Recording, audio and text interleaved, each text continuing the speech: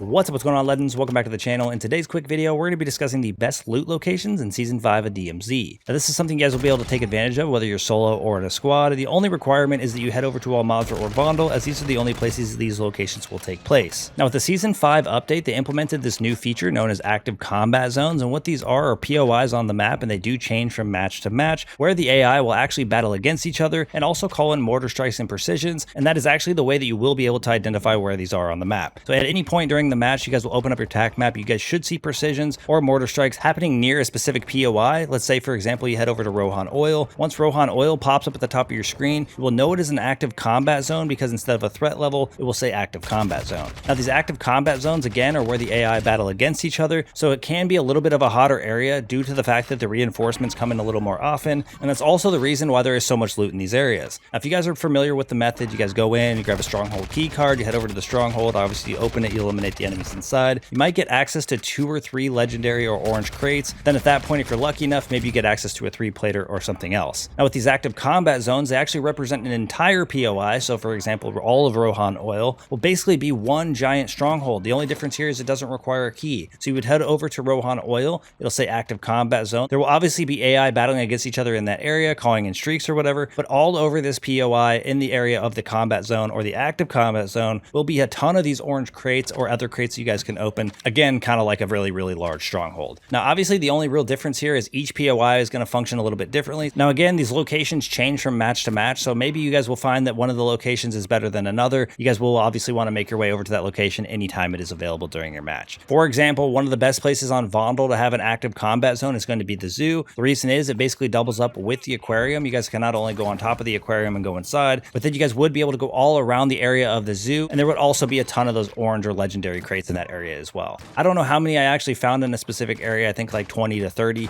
but more than likely, once you guys loot this entire area, most if not all of your squad should be able to have at least 2 platers, if not 3, large backpacks or medium backpacks, and you guys should be loaded up with a ton of money and streaks. These are some of the best places you can possibly loot in DMZ here in Season 5, so maybe after a bad run, you guys spawn in and end up in one of these active combat zones, and you guys would basically be set up to regain pretty quickly. I think the important thing here is, unlike strongholds or other locations that you might be able to actually regain with, this one doesn't require any keys at all, and all it requires you to do is go into a match and identify where one of these active combat zones are. I think the idea with these areas is they are supposed to be a little bit more risky with a little bit more reward. Overall, though, the risk isn't all that high. Go over to these areas. You guys will be able to loot up in no time. That's going to wrap things up for us today. Thank you guys for all the support in today's video, all the support in the channel, and I look forward to seeing y'all in the next one.